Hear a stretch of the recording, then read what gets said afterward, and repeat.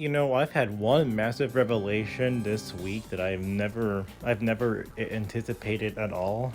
Uh, guys, I think, I don't know how to tell you this, guys, but I think Mario Kart has fallen off since the very beginning. Mario Kart 64, unplayable garbage. Mario Kart Super Circuit, people don't even like that video game. Mario Kart Double Dash, the kart mechanic is stupid. Mario Kart DS, what, the only reason you can buy it now is for mission mode alone?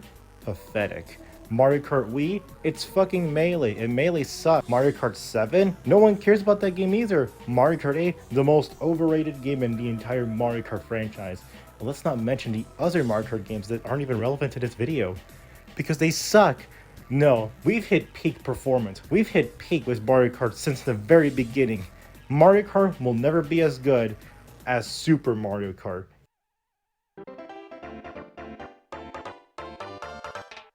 Yes, you heard me right, Super Mario Kart. This video, we're gonna talk about Super Mario Kart. Super Mario Kart for the Super Nintendo Entertainment System, released in 1992. Let's talk about Super Mario Kart and why it's an underrated gem, it's the best game in the entire series, and why it is not the worst game ever.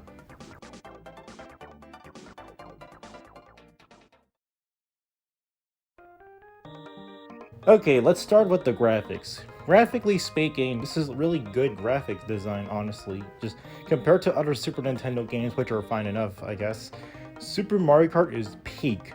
I mean, I guess you could say that the pixels just makes it look super messy and it's kind of ugly and it's hard to look at sometimes, but who gives a shit? It's Super Mario Kart. The graphics look really good for Super Nintendo standards. It's impressive too with Mode 7. Really good shit.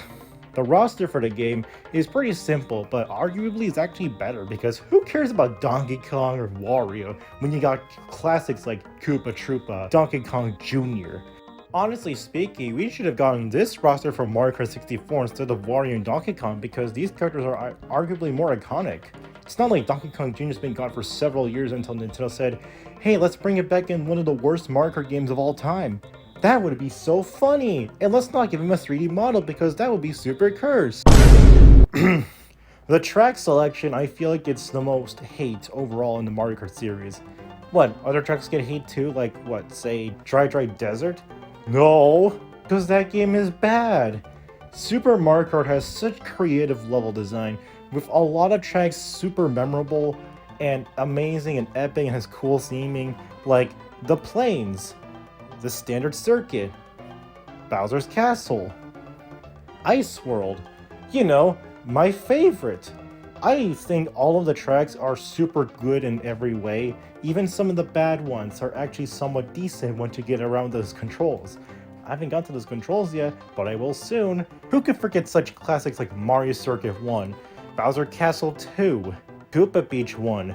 These are peak course design. No one wants to play stupid Mario Kart 64's Rainbow Road or Sunset Wilds because they're bad.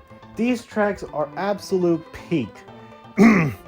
Anyway, the controls are actually pretty good once you get around the initial 50 hours of the 50 hours of fun.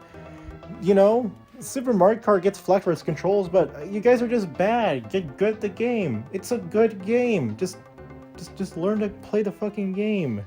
The mode selection is pretty small, but it's serviceable enough.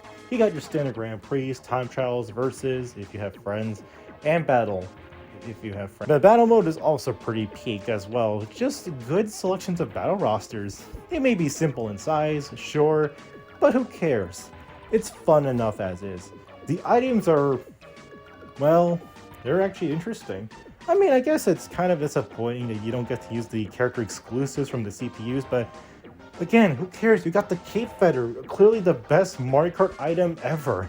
I don't get why people say this is one of the worst Mario Kart games ever, when games like Mario Kart Tour and Mario Kart Super Circuit exist. These games are stinky bad doo-doo. This game, amazing. Game of the year if you ask me. The music is also pretty good as well. Who could forget such an iconic classic too like Mario Circuit, Rainbow Road. Absolute classic nostalgic minefield right here. So I give this game an overall 100 out of 10. Peak video game. No game will ever top Super Mario Kart. You all have a good day.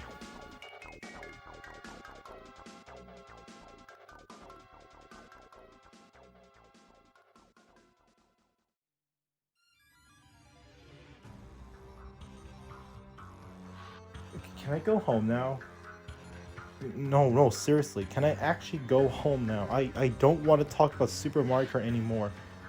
I'm not joking either. I don't like Super Mario Kart. You're holding me at gunpoint, asking me to do a Super Mario Kart review, giving it a great, great review, when in reality, this game is absolute trash.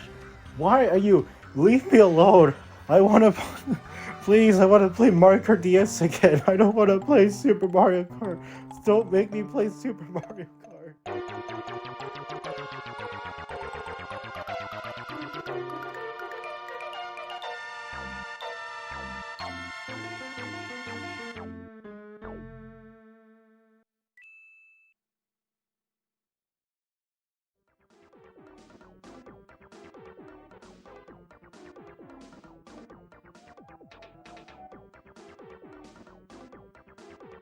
Okay, so yeah, I'm just leaving this bit out here for the end of the video. Like, I know this is all an April Fool's joke and whatever, but while getting footage for this video, I actually never saw these bullet bill enemies before in SNES Mario Circuit 2 and Bowser's Castle 3.